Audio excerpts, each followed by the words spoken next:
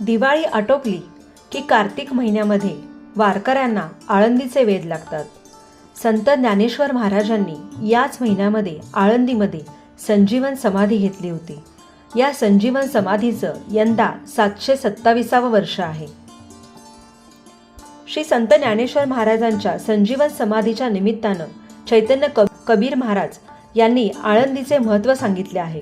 कबीर महाराज म्हणतात, ज्ञानेश्वर माऊली यांनी जो जे वांछिल तो ते लाभो प्राणी जात, असे म्हणून या विश्वातल्या सर्व प्राणी मात्रांसाठी त्यांना जे जे हवं ते ते मिळो अशी देवाकडे प्रार्थना करून पसायदान म्हटले होते. अशा श्री संत श्रेष्ठ ज्ञानेश्वर माऊलींनी आळंदी येथे सिद्धेश्वर मंदिराच्या प्रांगणामध्ये माऊलींनी संजीवन समाधी घेतली. माऊलींनी आळंदीच्या सिद्धेश्वर मंदिरातच समाधी घेण्याचं खास कारण आहे. सिद्धेश्वर मंदिराचे पौरोहित्य ज्ञानेश्वर माऊलींची आई म्हणजेच रुक्मिणी देवी यांचे वडील करत होते. त्यांची आणि विठ्ठलपंतांची भेट याच मंदिरात झाली आणि येथेच रुक्मिणी देवी आणि विठ्ठलपंतांचा विवाह देखील झाला. विठ्ठलपंतांनी गृहस्थाश्रम त्यागून संन्यासाश्रम प्रवेश केला होता तेव्हा रुक्मिणी देवींनी या मंदिराच्या येथील पिंपळाच्या म्हणजेच अजाण वृक्षाला 1.25 लाख प्रदक्षिणा घातल्या होत्या. विठ्ठलपंत पुन्हा गृहस्थाश्रमामध्ये आले. त्यांना निवृत्तीनाथ, सोपानदेव, ज्ञानेश्वर आणि मुक्ताई अशी 4 मुलं झाली. ज्ञानेश्वर महाराजांनी याच मंदिराच्या प्रांगणामध्ये सर्व संतांच्या साक्षीनं इथं समाधी घेतली. ही समाधी घेण्यापूर्वी संत ज्ञानेश्वर यांनी आपल्या भावंडांसोबत आषाढी एकादशीला पंढरपूरला गेले होते, असेही कबीर महाराजांनी स्पष्ट केले. संत ज्ञानेश्वरांना भगवंताने म्हणजेच साक्षात विठ्ठलानं माझी कार्तिकीची एकादशी साजरी केली जाते, तसेच तुझी देखील कार्तिक कृष्ण एकादशी साजरी केली जाईल असा आशीर्वाद दिला होता. ज्ञानेश्वर महाराजांनी सर्व संत आणि हजारो भक्तांच्या उपस्थितीमध्ये आळंदीमधील सिद्धेश्वर मंदिरात समाधी घेतली. संत नामदेव यांनी या संजीवन समाधीचे वर्णन केले आहे. नामदेव लिहितात, उठवला नंदी शिवाचा ढवळा, उघडली शिळा विवराची, म्हणजेच मंदिराचा नंदी आहे जागेवरून तो हलवला आणि तिथूनच संजीवन समाधीच्या विवराचे मुख उघडले गेले. आजही श्री संत श्रेष्ठ ज्ञानेश्वर माऊली आपल्याला आशीर्वाद देतात आणि आपल्या मनोकामना पूर्ण करतात असा भाविकांचा विश्वास आहे. कार्तिक वद्य त्रयोदशी याच दिवशी महाराष्ट्रात आळंदी क्षेत्री भर दुपारी घडलेल्या घटनेने सूर्य देखील क्षणभर स्तब्ध झाला. इंद्राणीचे पाणीही थांबले. या घटनेचे जे साक्षीदार होते त्यांना शोकावेग आवरत नव्हता. सगळे चराचर सुन्न झाले होते. ज्याच्या वियोगाच्या कल्पनेने व्याकुळ होऊन दुःखसागरात लोटले गेले तो 22 वर्षाचा तरुण मुलगा एक महायोगी अहिकाचा त्याग करून चिरंतनाच्या प्रवासाला निघाला होता. या तरुण महायोग्याच्या हिशोबी हा इहलोक तो परलोक असं काहीच नव्हतं. सगळे जग सर्व काळ त्याच्या लेखी सारखेच होते. डोळ्यांना जे दिसते किंवा डोळ्यांना जे दिसू शकत नाही हे त्याच्यासाठी समान होते. विशेषी लोकी येई दृष्टादृष्ट विजय अशी सुंदर शब्दरचना करणारा, भगवद्गीतेवर भाष्य करून ज्ञानेश्वरीमधून ज्ञानामृत पाजणारा, असामान्य प्रतिभेचे वरदान लाभलेला तत्वज्ञ, ज्ञानियांचा राजा अर्थात संत ज्ञानेश्वर. सर्व संतांची ज्ञानोबा माऊली यांनी कार्तिक वद्य त्रयोदशीला संजीवन समाधी घेतली. केवळ 22 वर्षाचे कोवळे वय, परंतु आपले अवतार कार्य संपून या ज्ञानयोग्याने इहलोकीची यात्रा संपवली. त्यावेळी अखिल चराचराला जे दुःख झालं ते दुःख अनेक वारकऱ्यांनी आपल्या शब्दामध्ये आपल्या अभंगामध्ये मांडून ठेवलेलं आहे. आता आपण बघूयात माऊलींच्या संजीवन समाधीचे रहस्य. 1972चा काळ अंधश्रद्धा निर्मूलनवाल्यांचा सुकाळ होता. त्यावेळी त्यांची दृष्टी पडली माऊलींच्या समाधीवर. संजीवन समाधी म्हणजे काय हे समजून न घेता त्यांनी डायरेक्ट आळंदी गाठली. त्यावेळी झालेली सविस्तर घटना थोर शास्त्रज्ञ R.N. शुक्ल यांनी सांगितली ती अशी. त्यावेळी वारकरी संप्रदायाची थोर व्यक्ती हबपा मामासाहेब दांडेकर हे होते. त्यांनी शुक्ल साहेबांना फोन केला.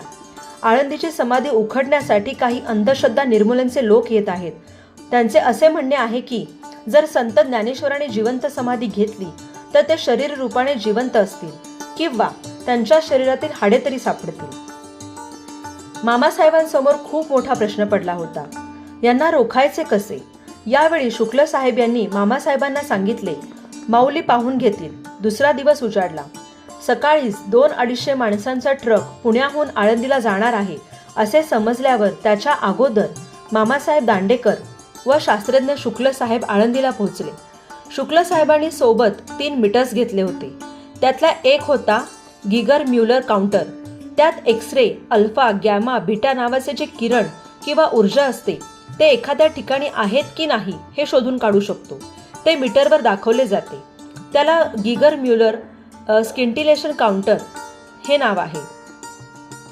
तो संत ज्ञानेश्वर महाराजांच्या समाधीपासून 6 फूट अंतरावर ठेवला.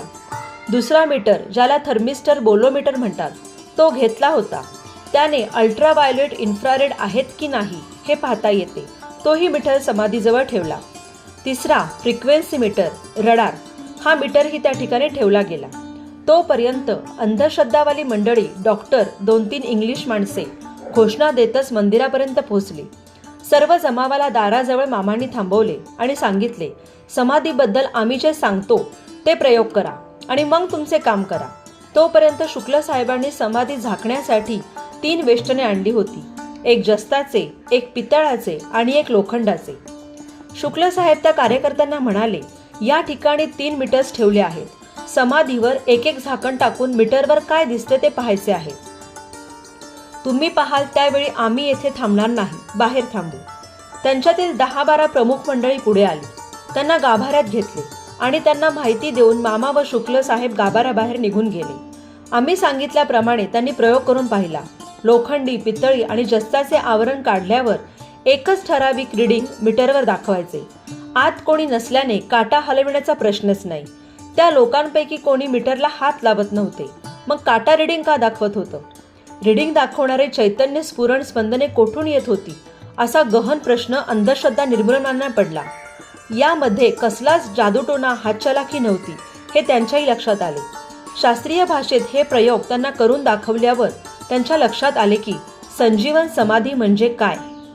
हे जेव्हा त्यांना समजावून सांगितले तेव्हा त्यांच्या लक्षात आले की या ठिकाणी निश्चितपणे चैतन्य आहे, ऊर्जा आहे, स्पंदने आहेत. म्हणूनच त्याचा आलेख मीटरवर जाणवतो आहे. चैतन्य दिसत नसले तरी त्याचे अस्तित्व असते. क्षकिरण दिसत नसले तरी त्याचे अस्तित्व नाकारू शकत नाही. तसेच संत ज्ञानेश्वरांची संजीवन समाधी आहे, त्याचे अस्तित्व मनुष्यच काय, विज्ञान सुद्धा नाकारू शकला नाही. वैज्ञानिक दृष्टिकोनाचे सर्व अंधश्रद्धा निर्मूलनाच्या कार्यकर्त्यांना संभ्रम दूर झाल्यानंतर ही सगळी मंडळी दर 6 महिन्याला समाधीच्या दर्शनाला येऊ लागली. 3 परदेशी नागरिकांपैकी एकाने स्वतःला आळंदीला वाहून घेतले. पुन्हा कधीच कोणी माऊलींवर आक्षेप घेण्याचे धाडस केले नाही. वारकरी संप्रदायाचे महाराज हबप मामासाहेब दांडेकरांनी आलेल्या सर्व अंधश्रद्धा निर्मूलनाच्या सदस्यांना पुन्हा एकदा संजीवन समाधी म्हणजे काय हे समजावून सांगताना म्हणाले, एखादा साधू आणि संत संजीवन समाधी घेतो तेव्हा योगशास्त्राप्रमाणे तो पंचमहाभूतात्मक होतो. शरीर, पृथ्वी, आप, तेज, वायू, आकाश या पंचमहाभूतांपासून तयार झालेले आहे. जेव्हा तो संजीवन समाधी उतरतो तेव्हा तो सजग असतो. समाधीत बसल्यावर व्यक्ती निर्विकल्प होते, निर्देही होते. याचा अर्थ त्याच्या शरीराच्या पृथ्वी, आप, तेज, वायू हे जे भाग असतात ते बाहेरच्या ब्रह्मांडातील पृथ्वी, आप, तेज, वायू, आकाश यात एकरूप होऊन जातात. त्यामुळे समाधीच्या जागी काहीही शिल्लक राहत नाही. ज्या ठिकाणी शिल्लक राहते त्यांचे आत्मरूप, चैतन्य, ऊर्जा आणि स्पंदने. हे ऐकून तर किती गंभीर चुकी आपण करत होतो याची जाणीव या सर्वांना झाली. ज्ञानेश्वर महाराजांच्या जयघोषाने त्यावेळी सारा आसमंत दुमदुमून गेला होता. कार्तिक वद्द त्रयोदशी दिवशी ज्ञानोबारायांनी संजीवन समाधी घेतली. त्याला 727 वर्ष पूर्ण झाली. तरी देखील विश्वासाठी पसायदान मागणारे संत ज्ञानेश्वर यांच्या भेटीसाठी आजही आळंदीची यात्रा लोटते आणि पंढरपूरच्या पांडुरंगाच्या पादुका पालखीतून माऊलींच्या भेटीसाठी इंद्रायणी काठी आणल्या जातात. ज्ञानेश्वरांनी समाधी घेतली ती वैफल्यातून नव्हे, कारण ते मूर्तिमंत साफल्य हात जोडून उभे होते. त्यांच्या वयाचे तरुण आयुष्याला कंटाळून जीवनाचा त्याग करतात. मात्र ज्ञानेश्वर महाराजांनी जीवनातील प्रतिकूलता संपवून अनुकूलतेची सुरुवात होण्याआधी संजीवन समाधीचा निर्णय घेतला. प्रकाश वैभवाकडे निग्रहाने पाठ फिरवली. आयुष्यात कुठे थांबावे आणि आयुष्य सार्थकी लावून समाधानाने जगाचा निरोप कसा घ्यावा याचा आदर्श परिपाठ त्यांनी घालून दिला. त्यांनी मानसामध्ये लावलेला ज्ञानरूपी मोगरा आज 727 वर्षांनी देखील दरवळत आहे. हीच त्यांच्या कार्याची पावती. चला तर मग पुन्हा भेटूयात पुढच्या व्हिडिओमध्ये. व्हिडिओ आवडला असेल तर नक्की लाईक, शेअर अँड सबस्क्राईब करा. कारण हा चॅनल माझा नाही, आपल्या सगळ्यांचा आहे. थँक्यू. Stay tune.